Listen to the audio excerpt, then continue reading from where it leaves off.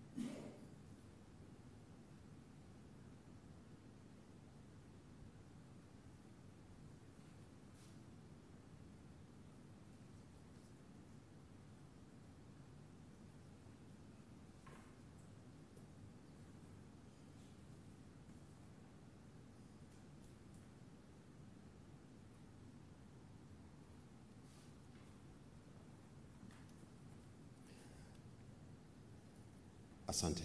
Mheshimiwa Rais, baada ya kukamilika kwa utiaji wa saini, nitaomba watia saini wakuu nikiwa na maana ya Mheshimiwa Waziri wa Katiba na Sheria na mwenyekiti wa Bharti Airtel wasogee mbele yako na wakuoneshe mkataba waliotia saini na waoneshe viongozi waliohudhuria katika tukio hili, na baada ya hapo watarejea kukaa. Naomba mashahidi sasa msimame nyuma. Mr. Gupta, you may just be there. Yes, a step behind. Thank you.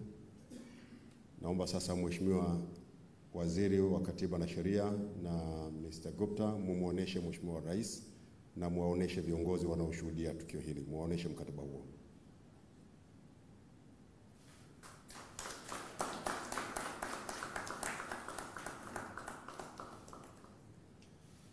Asante, na baada ya hapo naomba sasa muwaoneshe waandishi wa habari na viongozi walioshuhudia tukio hili. Tuwapigie makofi mengi. Asante sana. Sasa mnaweza kurejea na kuketi kwenye viti vyenu. Thank you so much. You may take your seats now. Thank you, Dr. Thank you. Mheshimiwa Rais, naomba utambue uwepo wa wataalamu na viongozi kutoka Bharti Airtel. We have the members of delegations from Bharti Airtel. You may raise for recognition from His Excellency. Asante sana. Na tunao viongozi na wataalamu walioshiriki. You may take a seat. Thank you. Tunao wataalamu na viongozi walioshiriki katika mazungumzo kwa upande wa Tanzania. Naomba msimame wote mlioshiriki, Mheshimiwa Rais awaone. Asanteni sana. Karibuni mketi. Mheshimiwa Rais, baada ya kushuhudia tukio hili la utiaji saini, kitakachofuata sasa ni salamu, na naomba katika nafasi ya awali kabisa ni mkaribishe Bwana Sunil Mittal, mwenyekiti wa Bharti Airtel, kwa ajili ya kutoa salamu. I now have an honor to welcome you, Mr. Sunil Mittal, to deliver your remarks after this very important event in our country. Thank you so much. You may proceed to the podium.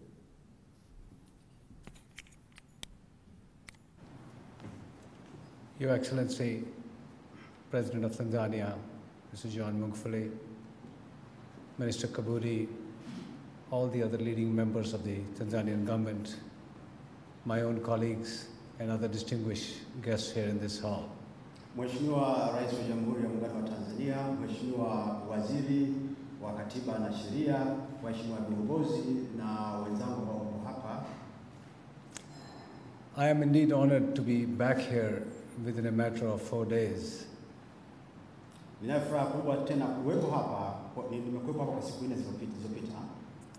Both sides have been working for the last 8 months to resolve some difficult matters and issues, and I'm glad that both teams worked in honesty, transparency, and importantly, to the vision that the President laid for us. Pande zote mbili kwa miezi 8 iliyopita zimekuwa zikishughulikia masuala yenye utata, na ninafurahi kwamba leo pande zote mbili zimefikia hatua nzuri katika mwelekeo ambao Mheshimiwa Rais ameutoa. I must mention that this journey has been excellency difficult, but once we realized that your position, which we found to be honest difficult, was not because you are difficult, because you want to clean up this country. Na mchakato mzima ulikuwa ni mgumu sana, ulikuwa ni safari ndefu sana, lakini tukaja kutambua kwamba ugumu ule sio kwa sababu ninyi mlikuwa wagumu, lakini kwa sababu nataka kuipeleka nchi katika mwelekeo sahihi. We came here about 9 years back and acquired Zain Africa, and Tanzania was one of the 15 countries that we acquired, and we walked in as an Indian company into the African continent on the back of some of these countries that we are familiar with, and Tanzania, being a very close ally of India, was clearly one of those important countries for us. Tulikuja hapa mwaka 2009 na tukaichukua kampuni ya Zain, na Tanzania ilikuwa kati ya nchi 9 ambazo tulikuwa tunaendesha shughuli zetu, na Tanzania alikuwa ndiye mdau wa karibu zaidi na kampuni hii na India. This is the single largest investment from India in this country. Everybody in India looks towards this.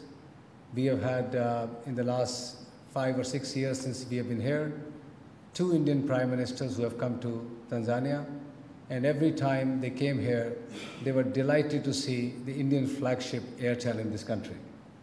Tanzania, uwekezaji wa Airtel kwa Tanzania ni uwekezaji mkubwa kabisa ambao India wanafanya katika Afrika. Na kila wakati wawakilishi wa kampuni hiyo walikuwa wakija Tanzania, walikuwa wakifurahi sana kuhusu mwenendo wa kampuni hapa nchini. So on one hand, with the deep relationship between our two countries, on the other side, our understanding of this business of telecommunications and being the world's 3rd largest mobile company, and a company that is celebrated for its transparency, ethics and governance on one side, and the opportunity in Tanzania under the leadership of the president, who wants to reset this country with clean and good companies to be in the marketplace, had to come with some good solution and resolutions. We could not have walked away from here. Kwa sababu kampuni hii ni kampuni kubwa kabisa kwa uwekezaji wa India, ndio kampuni kubwa kabisa ya 3, na hapa nchini kwa sababu ya mazingira ya uwekezaji na mwelekeo wa Mheshimiwa Rais kutaka biashara ambayo ni safi, ndio maana tukaona hatuwezi kabisa tukaacha fursa ya kuwekeza hapa nchini. In that spirit, Excellency, we came close 4 days back. There were a few open issues, which in the last 2 or 3 days we further smoothened them out. And today, in your presence and with your blessings, we have signed a historic decision to make Airtel Tanzania a truly local government shareholder company by transferring 9% from Airtel onto the government, making it a 51-49% company. Baada ya mazungumzo ya muda mrefu na kwa siku 4 ambazo zimepita, tumeweza kufikia makubaliano, na leo hii tumeweza kusaini mkataba ambao utaifanya kampuni hii kuwa na asilimia kubwa za share hapa nchini. Kwa sasa tumeongeza 9% ya share kwa serikali ya Tanzania, na kampuni ya Airtel ibaki na share 51. And in addition to agreeing to the process of this transfer and the issue of new 9% shares, we have also resolved a lot of other issues which cause a lot of burden on Airtel Tanzania, whether from the Airtel side or from the government side. We have agreed that this company will move forward with no burden, no liabilities of the past, and will become a profitable, sustainable enterprise moving forward into the future, where both shareholders can enjoy the benefits as dividends, as increase in value of this company. Pamoja na kuongeza share kwa serikali ya Tanzania, lakini pia tumeweza kutatua matatizo mengine mengi ambayo yalikuwa yanasababisha mzigo mkubwa kabisa kwa kampuni, kwa pande zote mbili, kwa serikali ya Tanzania na kwa Airtel. Sasa tumetaka kuondoa madeni yote kwa kampuni hii ili tuanze upya na upande zote mbili ziweze kunufaika na mgao wa faida ambao kampuni inatekeleza. We have also agreed that the time period to close all the detailed agreements will be just 30 days as per your guidance, There should be no delay. We should move forward. And I have been delighted to receive support from our side and your side that they are committing, Excellency, to finish all the agreements, all the other finer and small details within the next 30 days. Na tumekubaliana kwamba masuala yote yaliyosalia lazima yakamilike ndani ya muda wa siku 30. Na nayo furaha kwamba kuna ushirikiano wa kutosha na na imani kubwa kwamba masuala yote hayo yatakamilika ndani ya muda. With your support, we will create Airtel Tanzania to be a big force here in the marketplace. We will move forward with your blessings. And I'm delighted that we could do this in a very short time frame. And in the end, I would like to especially call out Minister Kabudi and his entire team, which worked tirelessly. 4 days back, we worked non-stop for 9 hours to resolve all the pending issues. So I must compliment that dealing with your government has been a real pleasure. Kwa sababu sasa tunataka kwenda mbele na tumeweza kuyatatua matatizo mengi yaliyokuwa yakikabili kampuni hii. Napenda kuchukua fursa hii sasa kumshukuru Mheshimiwa Kabudi na timu yake. Kwa muda wa siku 4 wamekuwa wakifanya kazi bila kulala ili kuweza kufikia mwafaka. I think history will judge today as to what we have done finally translates into the health of the company being revived. To that extent, my only request to you, Excellency, would be please give all the support and the power and the sanction of the government in support of this joint venture, in support of the settlement that we have done today, so that we do not, going forward, have any difficulties in achieving our vision.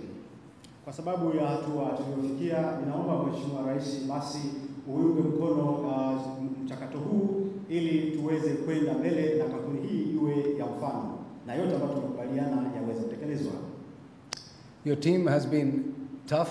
They have negotiated very hard, but they have done it honorably, and that's what we very much liked and enjoyed. And while it was difficult for me to go back and forth, I'm happy I could today get to an agreement which we could sign, sir.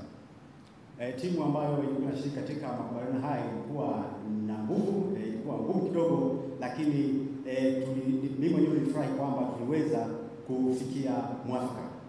And as a mark of my personal respect for you, besides what we have agreed, I would be very happy to provide for $1 million for a project under CSR by the company of something that you personally would direct for the benefit of poorest of the poor people in Tanzania, in whichever field, be that education or healthcare, whatever you may direct. We will put this $1 million of CSR activities at your disposal, sir. Pamoja na makubaliano yote ambayo tumefikia, ninapenda kusema kwamba kampuni itatoa $1 milioni kwa ajili ya huduma za jamii, kama ni elimu, kama ni afya, ili kuweza kuwasaidia hasa masikini. I wish you, Excellency, good health and all success to the people of Tanzania and to this great country. Thank you very much. Mheshimiwa Rais, nakutakia afya njema na mafanikio kwa Watanzania wote. Tunashukuru sana.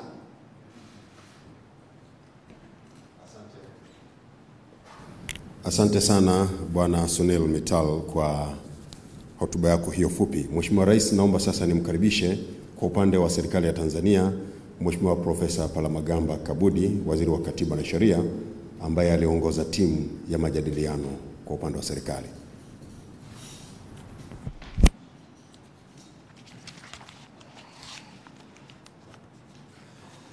Mheshimiwa Rais wa Jamhuri ya Muungano wa Tanzania Dr. John Pombe Joseph Magufuli, Bwana Sunil Mittal, mwenyekiti wa BAT Airtel na BAT Group, Katibu Mkuu Kiongozi Mhandisi John Kijazi, timu ya Airtel Tanzania na BAT India, timu ya majadiliano ya upande wa serikali, ndugu wa Tanzania.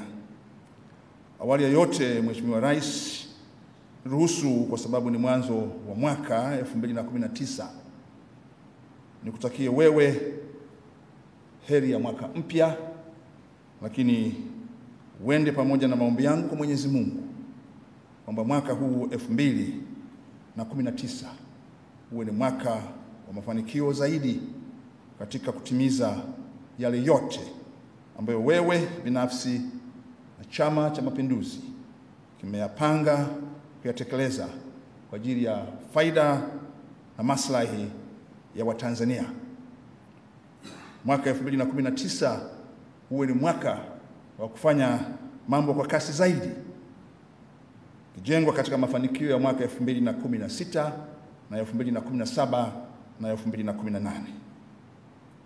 Nimshukuru sana Mwenyezi Mungu aliyetuwezesha kufika siku hii ya leo na mahali hapa. Na nikichelea kuto kueleweka, lakini naomba nieleweke kwa sababu ya furaha kubwa nilionayo kwa Mheshimiwa Rais. Ningaliweza leo ningeliimba Jubilate Deo, yani Zaburi ya 100. Kwa sababu haya yaliyopatikana chini ya uongozi wako, ni Mungu mwenyewe anayestahili kushangiliwa kama mzaburi alivyosema katika Jubilate Deo, yani Zaburi ya 100. Mazungumzo haya Mheshimiwa Rais yamechukua miezi 8. Na kama alivyoeleza ndugu Sunil Mittal, hayakuwa mazungumzo mepesi wala rahisi. Hayakuwa mepesi wala rahisi. Na kwa heshima na unyenyekevu mkubwa sana, Mheshimiwa Rais, na naamini kabisa Sunil Mittal, Sunil Kolaso na Akili Gupta watanisamehe, kwa sababu pia hapa Tanzania tunayo jamii ya Watanzania wenye asili ya Asia. Mheshimiwa Rais, kufanya majadiliano na hawa watu mpaka kufikia makubaliano si rahisi.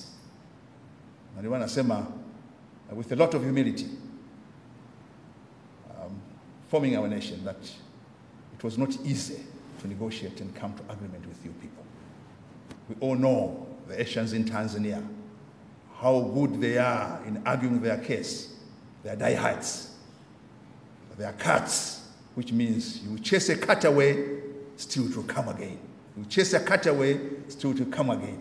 And at one time it will start even crying, and that cry will make you think it is weak, but it wants to pounce on you.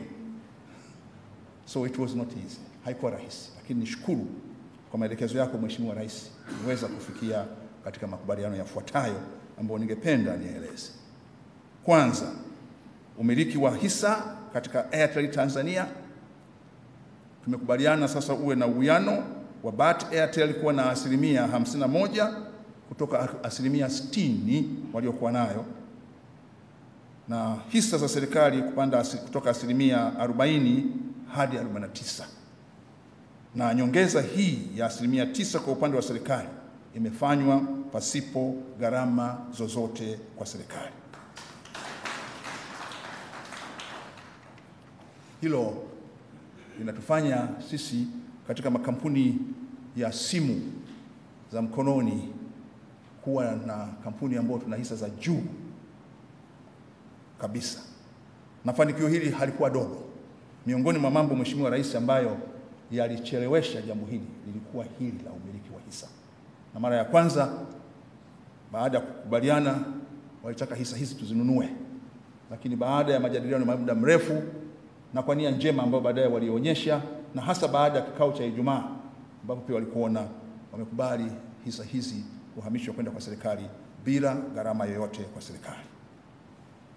Pili, Mheshimiwa Rais, tumekubaliana kwamba bodi ya wakurugenzi ya kampuni ya Airtel Tanzania itakuwa na wajumbe 7, ambapo BAT Airtel itawakilishwa na wajumbe 4 na serikali itawakilishwa na wajumbe 3, na serikali itakuwa na haki ya kumteua mwenyekiti wa bodi kati ya wajumbe wake 3.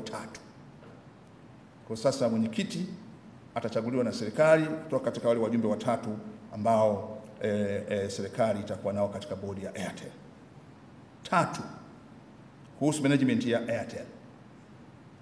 Tumekubaliana kwamba katika zile nafasi kuu 3 ya Chief Executive Officer, Chief Technical Officer na Chief Finance Officer, nafasi moja itapewa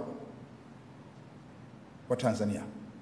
Yaani serikali ya Tanzania sasa itateua afisa mkuu ufundi, yani Chief Technical Officer, yeye itamteua na BAT Airtel Tanzania itamwajiri. Kwa maana hiyo sasa tumehakikishiwa kwamba nafasi ya Chief Technical Officer, yani afisa mkuu wa ufundi, daima itashikwa na Mtanzania ambayo serikali ndio itakayompendekeza ili aajiriwe na Airtel. Na niseme haikuwa rahisi kwa hao wenzetu kutuachia afisa mkuu wa ufundi, kwa sababu hasa yeye ndio anayesukuma maendeleo ya kampuni kwa upande wa vifaa, kwa upande wa teknolojia, kwa upande wa manunuzi. Na eneo la manunuzi kama tunavyofahamu wote ni miongoni mwa maeneo muhimu sana ya kuyasimamia. Haikuwa rahisi, lakini tuwashukuru kwamba mwisho wa siku waliona busara ya kufanya hivi, kwa sababu sasa kampuni hii ni yetu pamoja. Wao wana 51%, sisi tuna 49%. 4. BAT Airtel na serikali tumekubaliana kupitia na kuandaa upya nyaraka muhimu za kusaidia uendeshaji wa kampuni, zikiwemo kanuni za utawala, kanuni za usimamizi wa bodi, mikataba ya huduma na usimamizi, mkataba wa wanahisa, katiba ya kampuni na miongozo mingine ya utendaji itakayotafsiri hali ya sasa ya uwekezaji kwenye kampuni ya Airtel Tanzania kwa lengo la kuziba mianya ya matumizi yasiyofaa ya fedha za kampuni na kulinda maslahi ya taifa. 5. Mheshimiwa Rais, BAT Airtel na serikali zimekubaliana kushirikiana katika uendeshaji wa kampuni ya Airtel Tanzania ili kuongeza tija na ufanisi. 6.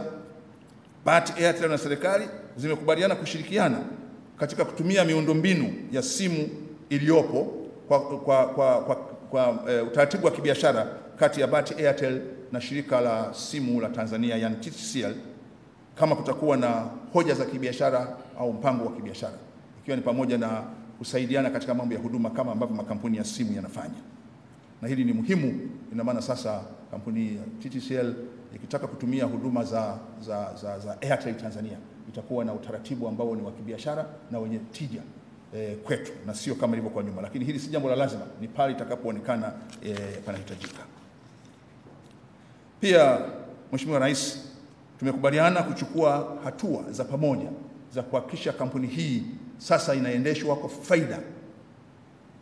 Na wakati tunafanya hilo la kuendesha kampuni hii kwa faida, tumechukua uamuzi wa kupata gawio maalum toka kwenye 25% ya pato lisilo halisi kulingana na hisa zetu zilizopo.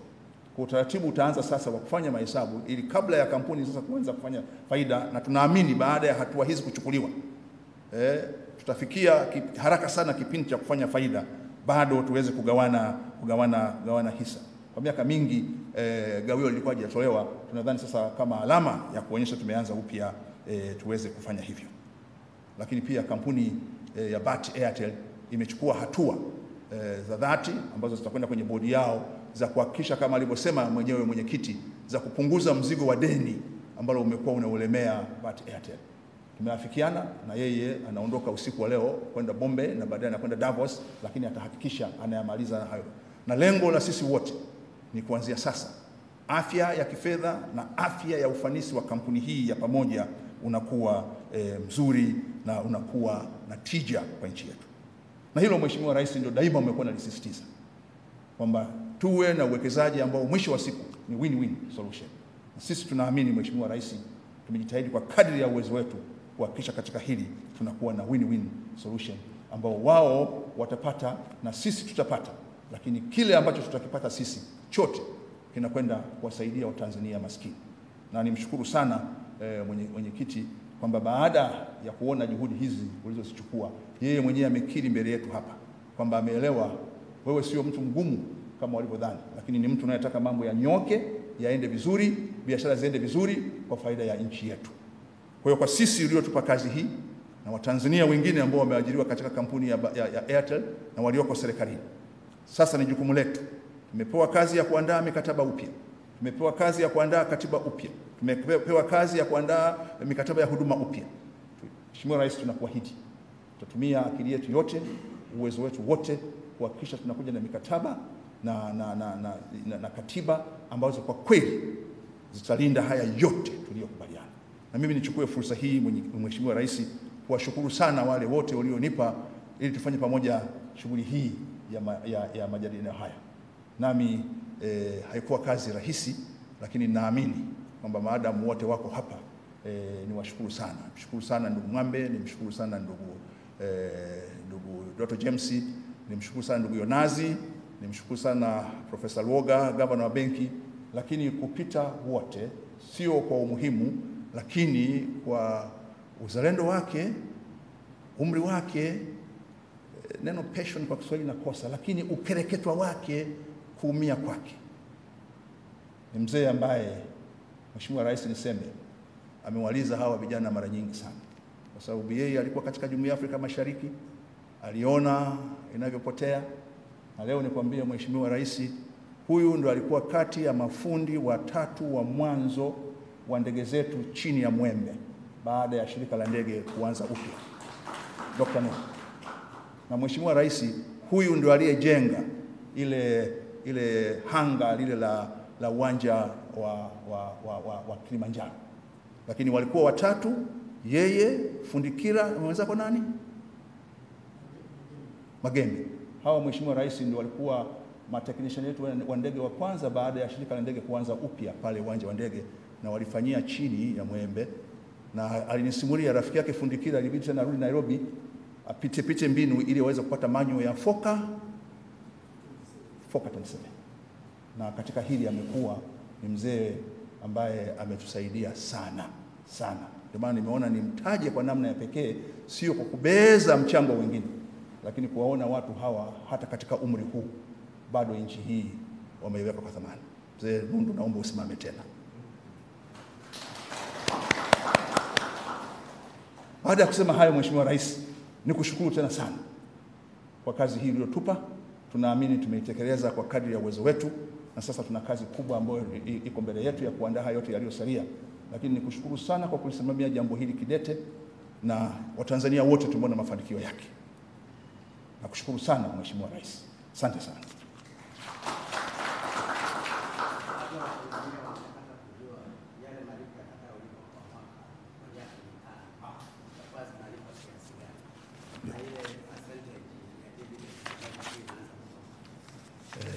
Mheshimiwa Rais, tumekubaliana pia kama sehemu ya makubaliano yetu kwamba kampuni kwa kila mwezi kwa muda wa miaka 5 kama sehemu ya makubaliano haya na kuanza upya na kusahau yaliyopita, kila mwezi italipwa shilingi bilioni 1 kwa kila mwezi kwa muda wa miaka 5 nje ya malipo mengine yote, ikiwa ni sehemu ya makubaliano yetu. Kuhusu ile hisa, kama nilivyosema, Mheshimiwa Rais na Watanzania wote watatoa 25%. Sasa bado hesabu zinafanyika na nitaomba wataalamu baadaye wanisaidie, lakini kwenye ile hesabu ambayo itakubalika kama ni 38 au ngapi, basi 25% ya hiyo italipwa kama gawio maalum. Na hilo Mheshimiwa Rais, kiasi kabisa tutakifahamu baada ya kupiga mahesabu, lakini kitakuwa si haba. Kwa sababu mahesabu yalikuwa bado yanaendelea kufanywa wakati tunakuja huku, na anachelea Mheshimiwa Rais kutamka kiasi, lakini hiki cha bilioni 1 kila mwezi kwa muda wa miaka 5 kimekubalika, na pamoja na ile dola bilioni 1 za CSR, hizo ni nje ya hizo bilioni 1. Lakini kwenye hicho kiasi cha mahesabu yatakapopigwa ya mapato ghafi, ya mapato halisi, tutapata 25%, na nina hakika katika muda mfupi tutajua ni kiasi gani cha fedha ambacho tutapata, lakini kitakuwa na hakika si haba. Na hilo approximation kwa Tanzania wanataka wajue approximation.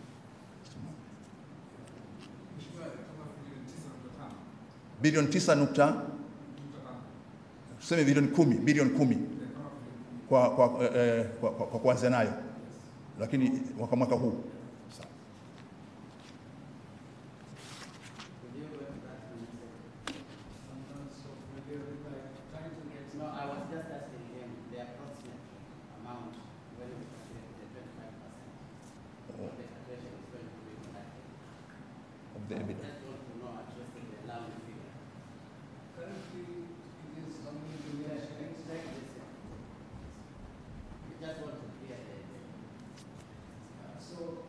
There is a which is equivalent to 60-70 billion shillings. So if you take that amount, approximately 25% of that is 20 billion shillings, which will be distributed between the two sides as shareholders. I'm giving you a rough number, sir. Plus minus 5%. So 20 billion, 20 billion US dollar. 20 billion shillings. 20 billion shillings, which will be distributed. Which will be distributed. 149%. Correct, sir. Thank you. Asante sana Mheshimiwa Rais. Asante sana. Hesabu ngumu kidogo lakini nafurahi umezisimamia. Nikushukuru tena sana. Na kama alivyosema yeye ndugu Mittal Gupta, Mheshimiwa Sunil Mittal, Mheshimiwa Rais ametusaidia sana, na baada hapo tumekuwa na masihara mengi sana. Mimi sikujua kwamba yeye ni mtu wa masihara sana, lakini mwanzoni tulikuwa hata tuchekeani. Kwa hiyo naomba tena mbele yako nimshukuru. Thank you very much.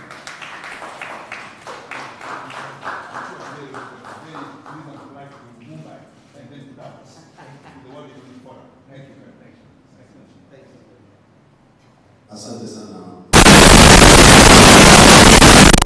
sheria wa tumepata picha ya namna gani mazungumzo yalikuwa.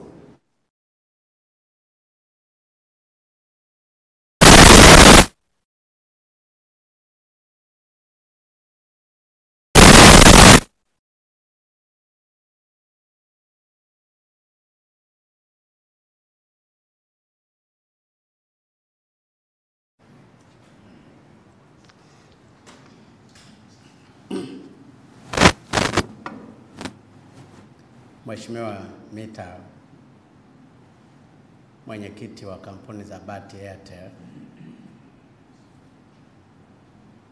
Mheshimiwa Chief Secretary, Mheshimiwa Waziri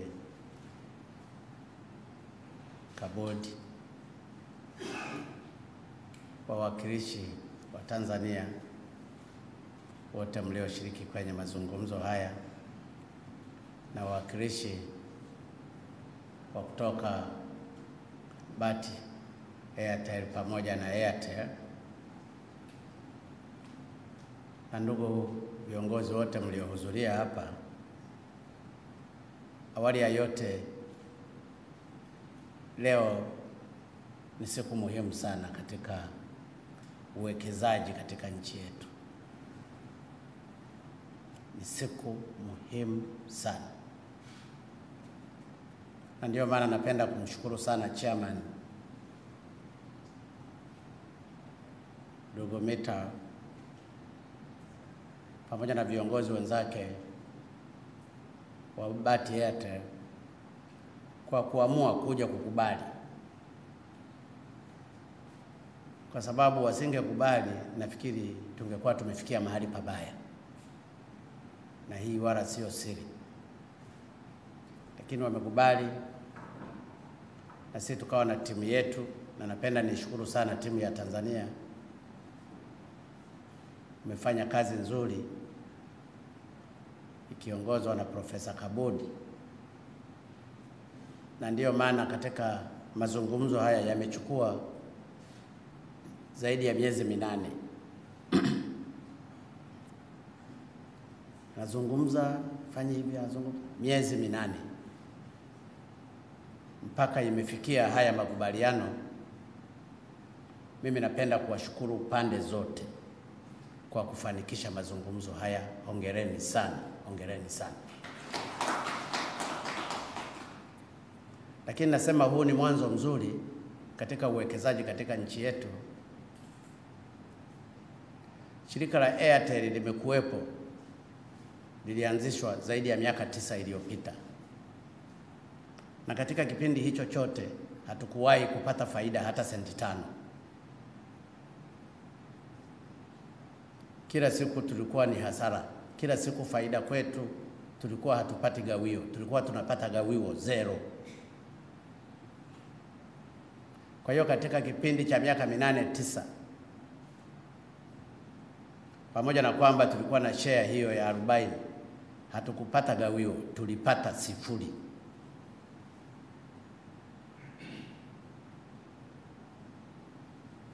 zero. Sasa ukishakuwa na biashara ambayo kwa kipindi cha miaka 8-9 hujapata chochote, ujue ilikuwa ni biashara mfilisi.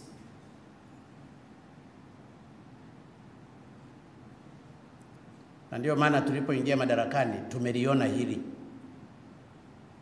tukalalamika, tukasema hapa lazima tuje tuzungumze.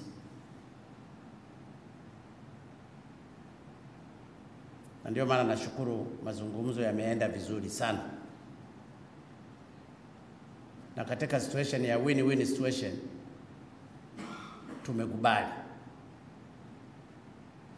Na ndio maana share yetu imepanda kutoka 40% mpaka 49%. Maana yake umiliki wa shirika la Airtel umeongezeka mpaka 49%. Na wenzetu Bati Airtel ambao walikuwa na 60%, umiliki wao umeshuka mpaka kufikia 51%. Hii ndiyo biashara tunayoitaka Tanzania. Lakini pia wamejikomiti na wamezungumza kwamba katika kipindi cha miaka 5 watakuwa wanatoa bilioni 1 kwa mwezi, si ndio? Per month 1 billion shilling wanatoa kila mwezi katika kipindi cha miaka 5. Lakini pia chairman amezungumza yeye mwenyewe kwa kuguswa kwamba atatoa USA dola milioni 1 ipelekwe kwenye miradi ya kijamii, kama ni shule, kama ni hospitali, kama ni nini.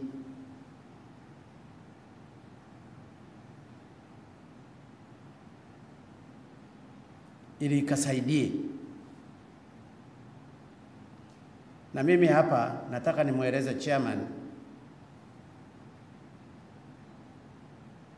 makao makuu ya Tanzania yako Dodoma. Tulishaamua zile fedha tulizozisave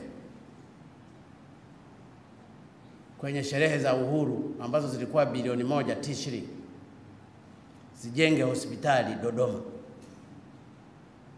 Kwa hiyo na hizi ambazo ni dola milioni 1 ambao ni almost 2.35 billion shilingi azitoa ziende huko moja kwa moja kwenda kujenga hospitali ya Dodoma. Kwa hiyo hospitali ya Dodoma itakuwa na budget ya bilioni 3.5 ngapi, point something huko, kutokana na exchange rate ya dola leo. Na hii tunafanya ili kusudi ndugu Mitara akija siku nyingine Dodoma aenda akaione na hiyo hospitali, aidha ikiwa inajengwa au imeshakamilika.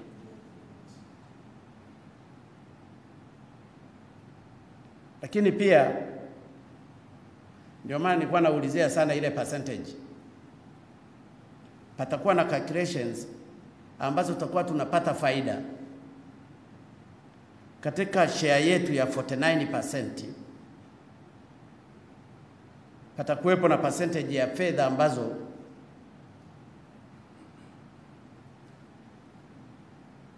BAT pamoja na Airtel katika 51 na 49%, ile faida itakayopatikana itagawanywa.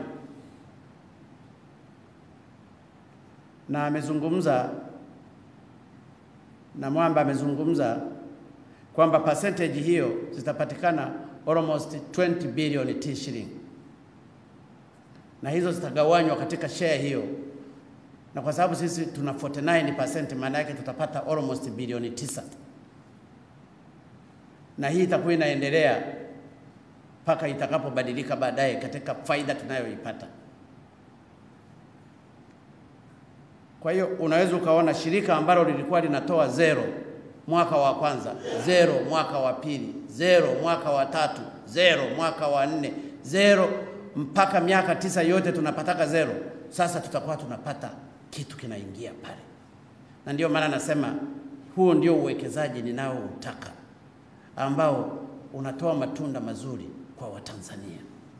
Hongereni sana Airtel, hongereni sana kwa hiki ambacho kimefanyika. Na ndio maana mimi nimefurahi, ninawapongeza sana wote mliohusika. Na kwa upande wa Tanzania nawapongeza kwa sababu mlivumilia katika kipindi cha miezi 8 kunegotiate na wenzetu wa India ambao profesa amesema walikuwa wagumu kweli, very difficult. Lakini wamekuwa flexible, inaonekana mmetumia maneno mazuri ya kuwafanya mkubaliane nao. Lakini na ndugu chairman naye alisema Watanzania walikuwa very difficult. Kwa hiyo mmefikia mahali mkawa wote flexible na mkafikia kwenye solution hii. Hongereni sana, congratulations kwa kazi kubwa mliyofanya. Lakini hili ni somo pia kwa Watanzania, kwamba serikali inapolalamika kitu huwa hailalamiki kutoka hewani. Na bahati nzuri wa Tanzania ina wasomi wazuri mno, ila tulikuwa hatuwatumii, tunawapuuza. Sasa uwe ni mwanzo wa sisi viongozi tulioko serikalini kuanza kuheshimu wataalamu wetu.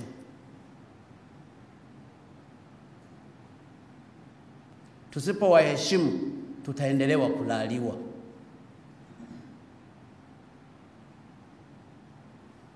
Na katika makubaliano haya, madeni yote yaliyokuwa yameingizwa kwenye Airtel yote yamefutika. Kwa hiyo tunaanza na Airtel mpya. We are starting with the new Airtel yenye vision ya kutengeneza faida.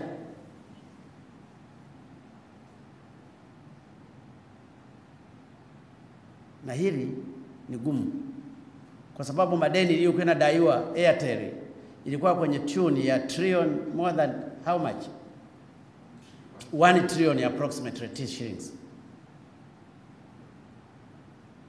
Zilichomekwa humo. Lakini katika mazungumzo haya everything is fine, we are starting a new page. Ndio maana I really congratulate you, Mr. Chairman, and your group, the Vice Chairman, Airtel, but also I congratulate the group, Tanzanian experts, under the leadership of Professor Kabodi and the others, who have managed to reach this stage. This is the direction I want. This is the type of investment I need in this country. Investment where we will have some profits on the win-win situations. Tanzanians are supposed to get something so that we can cover the problems of health, education, and so on. And the investor is supposed to get something so that we move together, and that is the business. I don't want the business of losses. To me, the definition of loss is not a business.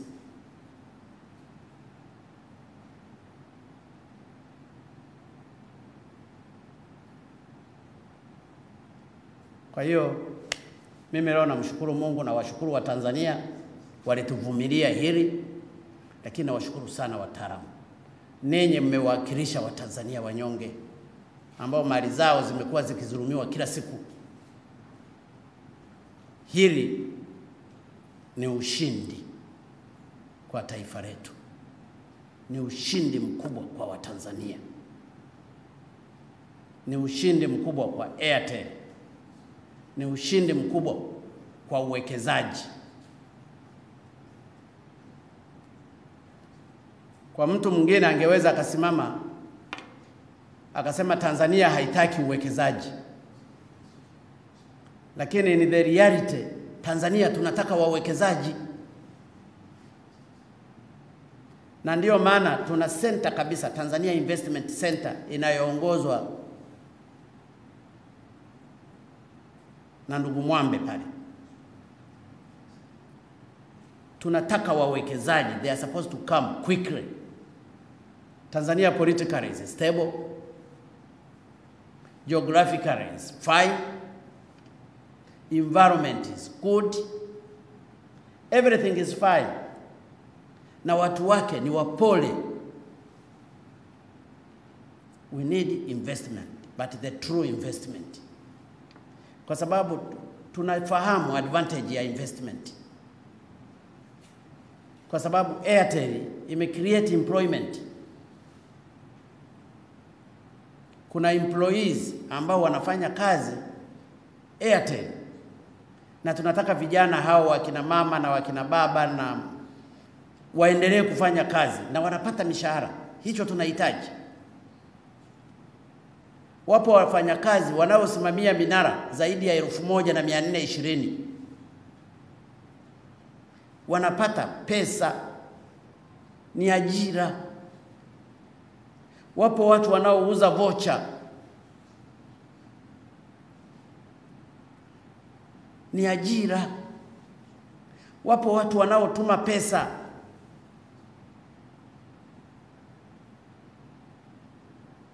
ina facilitate mambo. Kwa hiyo mlolongo mzima wa investment ambayo inafanywa na wenzetu, at the end inakuja kuwasaidia Watanzania. Hicho ndicho tunachotaka. Kwa hiyo ni matumaini yangu katika kipindi hiki ambacho mmefanya agreement na mimi nimeshuhudia, na ninaamini ni agreement nzuri kwa sababu ina direction nzuri ya kuanzisha a new Airtel. Itaendelea kuleta manufaa kwa pande zote nzuri. Kwa hiyo Mr. Chairman, I just want to assure you that Tanzania is the best place for investment. We need investors. We need you. Because through investment we can create employment. The government can collect revenues. The advantage is more than the disadvantages. So we need investors. But the investors are supposed to be the true investors.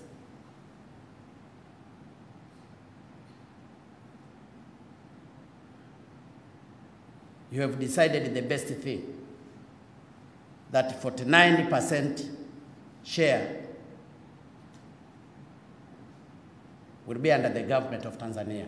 This means that it will be controlled by 55 million populations of Tanzanians. The remaining 51%, it will go to BAT Airtel. So the difference is only 2. If we can change the 1%, then the percentage is going to be 50-50%. So this is a good start. And you have mentioned here clearly that from now onwards we'll be getting the dividends. The past history of 9 years of getting 0 dividends is gone. Through this promise, that's why I can see the future of Airtel. I can see the future of investment as far as telecommunication is concerned. We need to build this country. We need to change the directions. We need to change the directions of considering Tanzania as a corrupted country. We want to build this country fighting corruptions, fighting over invoicing, and all other dirty things. We want to have a new country. So I'm sure, Mr. Chairman, you are going to be our ambassador to tell everybody that Tanzania is the best place for investment. You are telling me that you will be traveling to Davos and so on. Tell them this story is a successful story. You have seen it on your own. We need investors, and Tanzania is the best place for investment. So I thank you again for taking your time and probably your energy for the last 4 days. But I think that we have reached the place where things now will start moving in the positive direction. Thank you very much. Ndugu zangu, ninawashukuru sana. Ninaitakia Airtel mafanikio mema. Mungu aibariki Airtel. Mungu awabariki wawekezaji na Watanzania wote. Na Mungu aibariki Tanzania. Watanzania, endeleeni kusimama imara. Hii ni nchi yetu. Ni lazima kila tutakachokuwa tunaingia kwenye uwekezaji lazima tupate faida. Na huu uwe mfano wa Watanzania wote katika maeneo yao mbalimbali kufikiria positive kwa kila kitu wanachokifanya katika maeneo yao. Tukienda kwa njia hiyo, Tanzania itakuwa Tanzania kweli kama jina lake lilivyo. Ninawatakia mafanikio mengi, lakini kwa kweli leo nimefurahi sana. Na hata kwano kuinga moyo kwani. Nilikuwa najaribu kuzungumza Kihindi. Asanteni sana, Mungu awabariki sana. Asante sana Mheshimiwa Rais.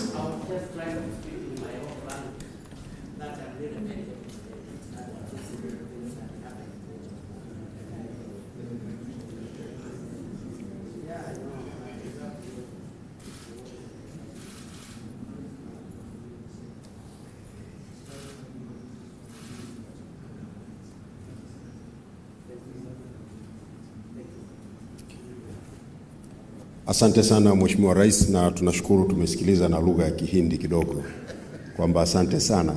Kitakachofuata sasa ni picha. Mheshimiwa Rais, tunakuomba kwa ridhaa yako, ikikupendeza upige picha na timu iliyofanya mazungumzo kati ya serikali na Airtel, na tutakuwa na picha moja itakayopigwa katika lango kuu la kuingia Ikulu.